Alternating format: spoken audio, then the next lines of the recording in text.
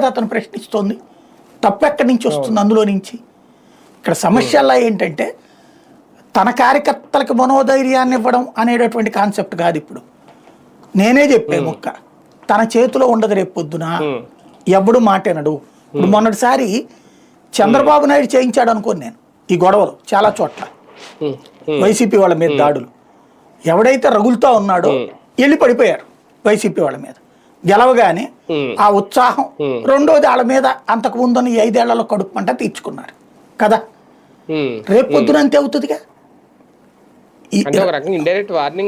అంతే కదా, open warning, నా చేతిలో ఇండైరెక్ట్ గా డైరెక్ట్ వార్నింగ్. అదే పరిస్థితి నా చేతిలో ఉండదని ఇప్పుడే చెప్పాడు.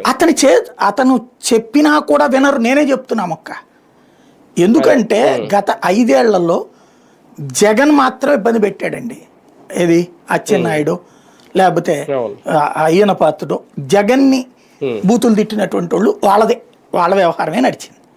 మిగతా స్థానిక నాయకులు ఎవరిని గొడవలు పెట్టిన ఈవెన్ ఇప్పుడు పెద్దారెడ్డి జేసీ ప్రభాకర్ రెడ్డి ఇంటికి వెళ్ళాడు, మాట్లాడొచ్చాడు, కానీ అక్కడ పగలగొట్టలేదే, ఏ గొడవలు సృష్టించలేదే.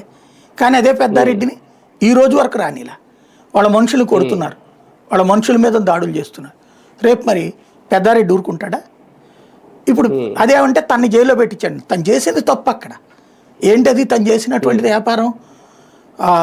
కేంద్ర ప్రభుత్వం బ్యాన్ చేసినటువంటి, అంటే సుప్రీంకోర్టు ఆదేశాలతో బ్యాన్ చేసినటువంటి ఇంజన్లను కొన్నాడు, కొని బస్సుల కిందకి మార్చుకున్నాడు. అదేమంటే అది ఆ ఇచ్చినోడు రిజిస్ట్రేషన్ నోడు తప్పు అంటాడు. వాళ్ళకి తప్పుడు డాక్యుమెంట్లు ఇచ్చేవన్నీ కదా కేసు. అది పక్కా కదా, ఆధారాలతో సహా కదా. ఏం క్రాష్కి వెళ్ళి ఇప్పుడు దాని మీద తప్పు డాక్యుమెంట్లు నేను కాదు పెట్టిందనేసి అక్కడ